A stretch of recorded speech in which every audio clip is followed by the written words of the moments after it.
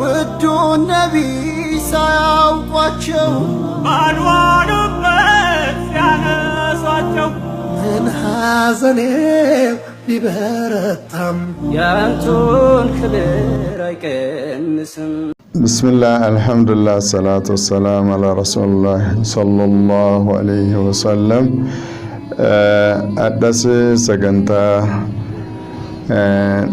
ነቢይን ኬና ዐለይሂ ሰላቱ ወሰላም መጫፋ ቁልቁሉ keessatti kan jedhu kutaa biraatiin rabbii waliin nu deebise alhamdulillahi rabbil aalamiin. Ammas hubannoo argachuudhaaf jechoota qur'aanaatitu jira.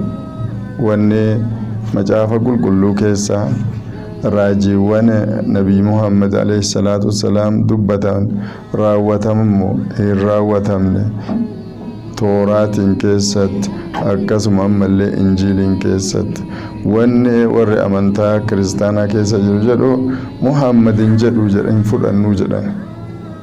Nuti wanni hubachuu qabnu macaafa isaanii keessatti kakuu moofaa keessatti Yesuus ka jedhamu barreeffamee hin jiru. Yesuus yoo kakuu moofaa keessatti hin barreeffam akkamitti kakuu haarawaa keessa fudhachuu danda'an ree? Kanaaf akkaataan yookaan amalli nabiyyicha kana guutumaan guututti kakuu moofaa fi kakuu haarawaa keessatti illee lafa taa'ee jira. Waan nabiyyii biraatiin waliin fakkaan waan nabiyyoota biraatiin waliin fakkaan akka fakkeenyatti takka jennee haadha itti seennu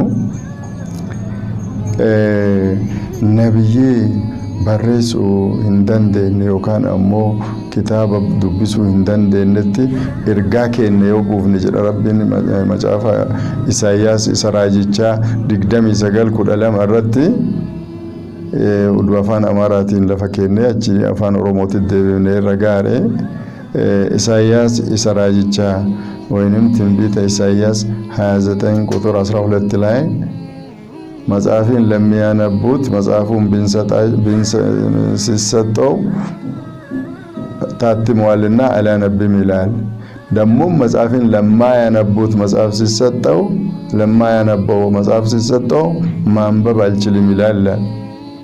hiikkaan isaa afaan Oromootiin namni kamiyyuu dubbisuu kan danda'u raajii Isaayyaas boqonnaa 29 lakkoofsa 12 irratti akka dubbatu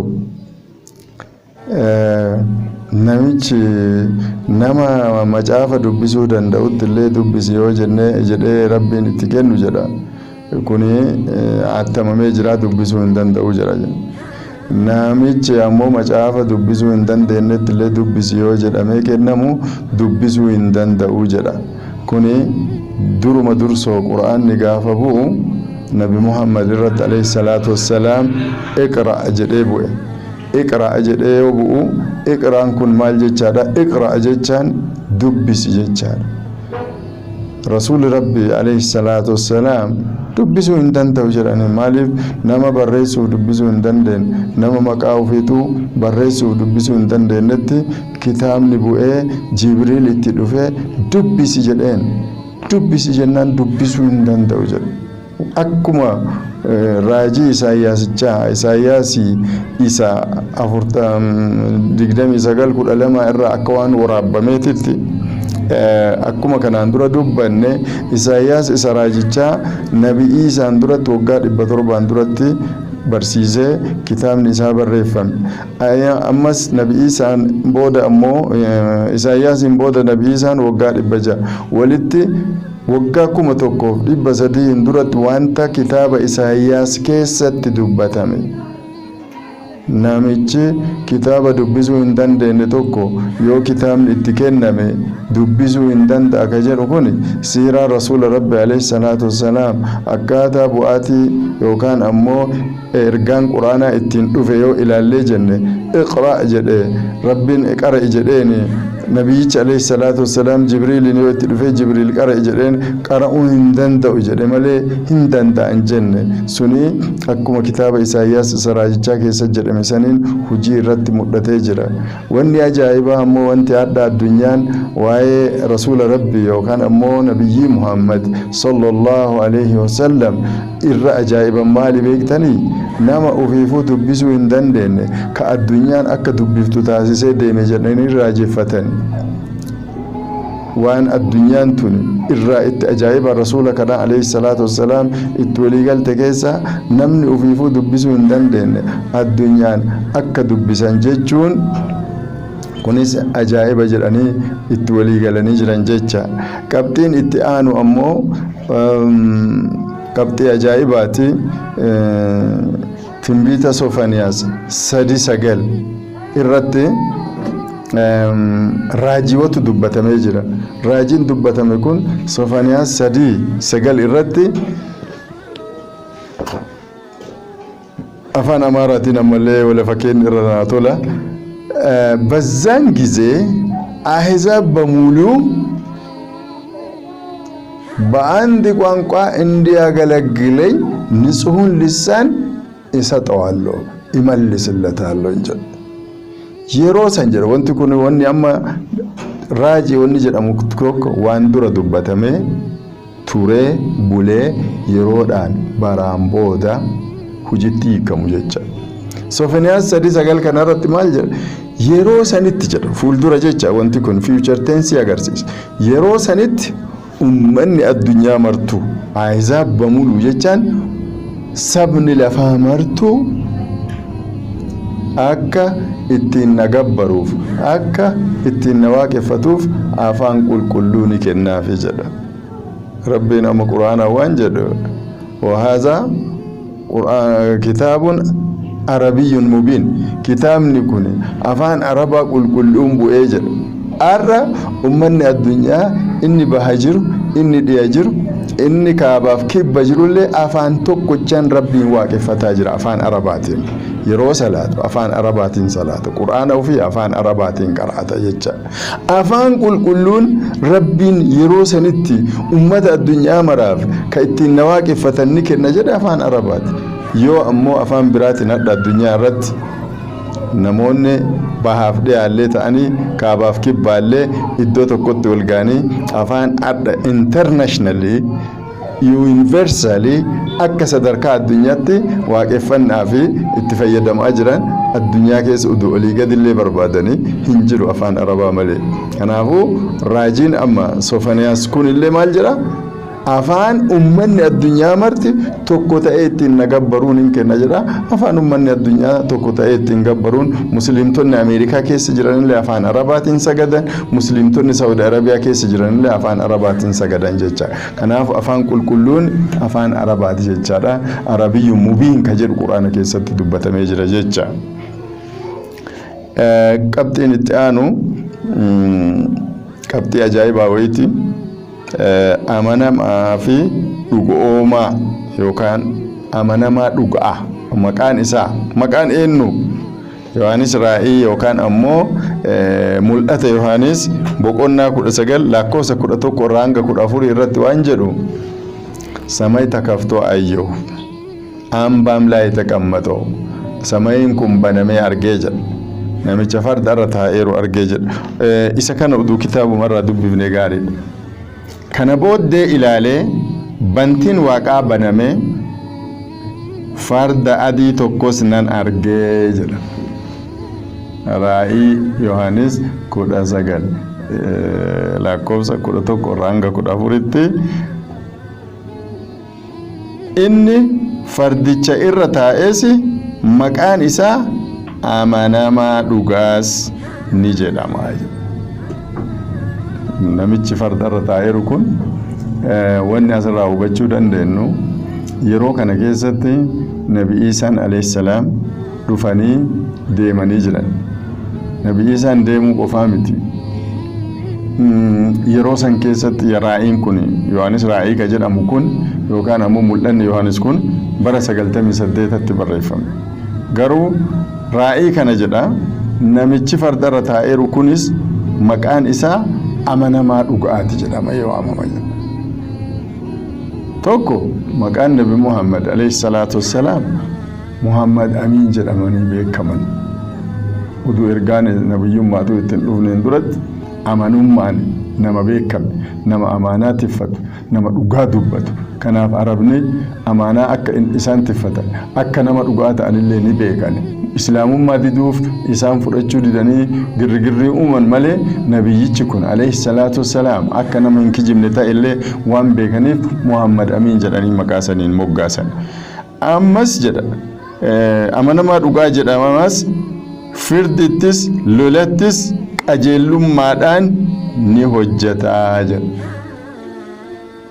firdittis qajeelummaan hojjetaa namni akka nabi Muhammad alayhi salatu wassalam haqaan murteessu hin jiru haqaan murteessee hojiitti agarsiisallee hin jiru ammas namni akka nabi Muhammad nabiyyoota keessaa lolatti ciminaan beekamee sadarkaa addunyaatitti dubbatame sanuyyuu ar'a warri amantaa biroo nabiyyi kana jihaadaaf balaaleffatan garuu yoo jihaadaafis balaaleffatame macaafa isaanii keessatti firdittis lolattis qajeelummaadhaan ni hojjeta jedhee kitaabni isaaniitu akeekee jira jecha dhaloota isaaniitiin duratti waggaa 500 duratti raajiin kun kaayamee jira jecha ijji isaa akka barbadaa ibiddaati mataa isaa irraa waan akka gonfoo baay'eetu jira maqaa isaa irratti caafamee jiru tokko qaba garuu isuma malee namni biraa nam tokkollee hin beeku jedha ajaa'iba maqaa wayii qabaa jedha nabiyyichi kun alayhi salatu wassalam ka inni qofa beeku ka namni biraa hin beekne nuti amma mee warroota kiristaana wajjin waliin teenne haa dubbannu nabiyyiin maqaan isaa irratti barreeffamee ka inni qofa beeku sun ka namni biraa hin beekne eenyu jennee haa gaafannu nuti kitaaba Salmaan keessatti Salmaan radiyallahu anhu Salmaan Farisii jedhama Mankind Search for God kitaaba jedhutu jira isarratti Salmaan kun dhufee nabiyyicha bira dhufee alayhi salatu wassalam akka maqaan isaa irratti barreeffameeru maqaa sanillee namni hin beekne mirkanaa'ee jira jecha duuba isaanii irratti qucee isaanii duubaan gurmuu isaanii irratti nabiyyicha kana kaatimal anbiyaa kaatimun nabiy የነቢያቶች ሁሉ መደምደሚያ ነብይ ጡሙራ ከን ጀደሙቱ ማህተምኒ ኢሳን ኢረጅረ ጀቻ ኩኒ ዋን ሙስሊምቶን ኪታብ ወር ክርስቲያና ከሰኑ በረሳ ጅረኒ ካያተኒ ሚት ዋን አሞ ወርዋተኒ ዮካን አሞ ካደተኒ ዮካን አሞ ማለቃም ቢተተኒ ኑ ከተባ ጅረኒ ከተበመ ሚት ወኒ ኩኒ ከን ከተበመ ነብይ አለይሂ ሰላቱ ወሰላም ውዱን ደለነ እንዱረት ወጋድ በሸን እንዱረት ኪታብ ወር ነሳራ ዮካን አሞ ክርስቲያና ከሰተ መቃን ኢሳቱ ከኢኒ ቆፈ ቤኩት ረብ በረይፈሜረ ጀደ ኪታብ ኢሳኒ ከሰ መቃን ኢሳኤል ሙሐመድ አሚን አመለ ከነም ተቆዩ እንበነ መቃን ኢሳ ኢሰረት በረይፈሜረ ጀዳ ከናፍ ዮ ወንቲ ኩኒ ዱጉመት ነብይ ሙሐመድን አለይሂ ሰላቱ ወሰላም ይላሉ ከጀነን ታተ ነብይን ፍርድትስ ሎለትስ ጀባአ ኤኙ ከመቃንለ inni qofa kan beeku irratti kan barreeffame gaafin tokkoffan nabi Muhammad sallallahu alaihi wasallam haala baratamaadhaan amanama yookaan ammoo Muhammad Amin jedhamanii yaamaman turan inni lammaffaan nabiyyichi kun ammallee al tokkos dirree waraanaa irraa dheessee hin beeku nama dirree waraanaa irraa dheessuu miti numaayyuu hadiisa tokko keessatti nabiyyichi alayhi salaatu wassalaam akka jedhan ani yeroo maraa jihaada keessatti deemaa du'aa achillee ka'aa ammallee jihaada dhaqaa du'uu barbaadaa jedhan lolattis cima jedha kitaaba Isaayyaas 42 keessatti illee akka yeroo darbe arginetti በጠላቶቹም ላይ ይበረታል ዲኖተ ኢሳይረት ላይ ሊጀባታ ጀ አከመንታ ክርስቲያናት የሁበነ ጀነ ነብይች አከናኩን ከፍርድትስ ሎለትስ ጀባኩን ኤኙ ከነብይ ኢሳን ቦተ ከዱፈሱን እኒ ሰደፋን አኩመ ጀነ መቃን እኒ ቆፈ ቤኩቱ ኢሰረቲ كتبمه تا اجر جچا نمن مقا الرت كتبمه مقان كنويو نبي اسات امور اجده كايام كون انجنه حساب غونه يو جنه غرا دغات غاوني دندن جچا قبطين برا كيتانو qabxiin har'aa itti dhiyeessine asirratti isin dhiyeessu macaafa weedduu caaluu jedha. Weedduu caaluu jechuun kun maal jecha? Songs of Solomon jedha. Boqonnaa 5 lakkoofsa 16 yoo dubbifnee jenne waan ajaa'ibaati achi keessa jira. Isuma kana namni afaan Ingiliffaatiin barreessuu dandeettan, namni afaan Ingiliffaatiin googilii seentanii ilaaluu dandeettan. Songs of Solomon 5:16 in Hebrew language jedhati googilii seenaa. Namni martuu amma yoo waan amma an jedhe kan weedduu caalu boqonnaa 5 lakkoofsa 16 afaan Ingiliffaatiin googilii irra kaayaati mee isa afaan Hebruutiin nu baasi yoo jettan Muhammadiin jedhee achirra taa'ee jira. Muhammadiin ka jedhu kun akka Dr. Zakir Naik jedhanitti diintu wanti itti dabalamtee fi kabajjaadhaafi jedha. Afaan Ingiliffaatiin wuddee jedhee hiikameera. Kama yeroo darbe raajii Isaayyaas 42ffaa keessatti Habiibullaa ka jenne jaalatamaa kiyya filatamaa kiyya ani garbicha kiyya kan hirkisee qabe ka onneen tiyyatti gammadde filatamaa kiyya ka jedhu san ammas weedduu caalu 5:16 irratti afaan Amaaraatiin illee afaan Ingiliffaatiin illee maal jedhee hiikameera wuddee jedhameera. Bakkee wuddee jedhamu kun afaan Hibruu irratti Muhammadiin jedhameetiin kaaya. Waan adda googilii seennee ol baafnee piruuf gochuu fi waan anamma jedhu kanallee namni kamiyyuu afaan Hibruutiin weedduu caalu lakkoofsi 5:16 afaan Hibruutiin maal jedha kitaaba warra Hibruu keessatti Muhammad jedhee kaayamee jira jecha. Rabbiin Quraana keessatti maal jedha? Allazina yattabi'una ar-rasula an-nabiyya al-ummiyya allazi yajidunahu maktuban indahum fi at-taurati wal-injil jedha. Waan ajaa'ibaati. Ka Tooraatiif Injiiliin keessatti barreeffamee argan san jedha. Maqaan isaa barreeffameera Muhammadiin jedheera. Ka kitaaba isaanii keessatti Tooraatiif Injiiliin keessatti illee katabamee kan argan san nabiyyicha ergamaa san ka barreessuu illee hin dandeenye jedheetiin Rabbiin dubbata. Akkuma duratti Isaayyaas isa raajichaa 29:12 irratti warra kitaaba barreessuu dubbisuu hin dandeenyetti yoo kitaaba kennamu dubbisuu hin danda'u jedhee deebisa. Nabiyyichi alayhi salaatu wassalaam dubbisuu hin danda'u jennaan nutu sitti maqara jedhee Jibriil akkasiin qaraasiseetiin Qur'aana guutuu qara'anii hordoftoonni isaanii kitaabatti deebisanii adda Qur'aanni kun addunyaaf ifnana ta'ee deemaa jira jecha. Mata duree keenya isa har'aa kana keessatti wanni ittiin goolamnuuni dubbii ajaa'ibaa tokkotu miidiyaa addunyaatiin qilleensarra oolaa ture. Garuu biyya keenya keessatti waan dhagameeru illee natti hin fakkaatu. Maaliif miidiyaan biyya keenya keessatti dhagamu yoo afaan Amaaraatiin ta'e malee afaan Ingiliffaatiin, afaan Faransaayitiin, afaan Arabaatiin wanti qilleensarra oolu kun hedduu hin hubatamu jecha. Wanni amma an dubbadhu kun kitaaba moofaa tokkotu biyya Turkii keessatti argame. Kitaabni moofaan kun kan umriin isaa waggaa 1500 duratti barreeffame. Sanuu kitaabichi kun afaan Aramaayikii jechaan afaan Nabi Iisaan alayhi salaam dubbatuun barreeffame jecha. Kitaabni waggaa 1500 duratti barreeffame biyya Turkii keessatti shiftoota harkaa fuudhamee shiftoota harkaa waraan mootummaan Turkii qabee akkasuma ministeerri aadaa ka biyya Turkii muuziyeemii keessa kaa'ee jira jedha. Kitaaba moofaa kana keessatti maal jedha? Qabxii ijoo sadantu achi keessatti dubbatamee jira. Inni tokko Yesuus utuu hin fannifamne lubbuun gara mana samii ol ba'uu. Bakka isaa namichi isa gurgurate Yihuudaa kan jedhamu Judas Iskariot bakka isaa akka fannifame. Inni lammaffaan Yesuus ilma namaati malee ilma Rabbii miti ka jedhu. Inni sadaffaan ammas dhufaatii Nabiyyi Muhammad alayhi salaatu wassalaam Yesuusiin booda Nabiyyi Muhammad sallallahu alayhi wasallam akka dhufu kitaaba moofaa kana keessatti kaa'amee jira. Akka riipoortiin kun jedhutti kitaabni moofaan amma yeroo kanatti addunyaa irratti irratti argame kuni gatiin isaa yoo tilmaamame doolaara Ameerikaa miliyoona 28 hin binna jedhanii mootummaan Turkii dhoogate. Warri bitu eenyu? Warra kiristaanotaati. Maaliif bitanii ija amantii isaaniitiin qoranna jedhanii kitaaba kana barbaadan jecha. Garuu warri Turkii kitaaba kana kennuu hin dandeenye. Kitaabicha adhallee muuziyeemii keessa jira. Kanaaf mee oduu isaa afaan Ingiliffaatiin haa dhageeffannu. Kitaabni kun moofaan argame kun kan biyya Turkii kun viidiyoodhaan illee ni jira, barreeffamaan illee ni jira. Afaan Ingiliffaatiin mee oduu kana haa dhageeffannu isiniin jedha. شكرا يا ربي شكرا هديت قلبي شكرا نورت دربي شكرا شكرا يا رب شكرا يا ربي شكرا هديت قلبي شكرا نورت دربي شكرا شكرا يا رب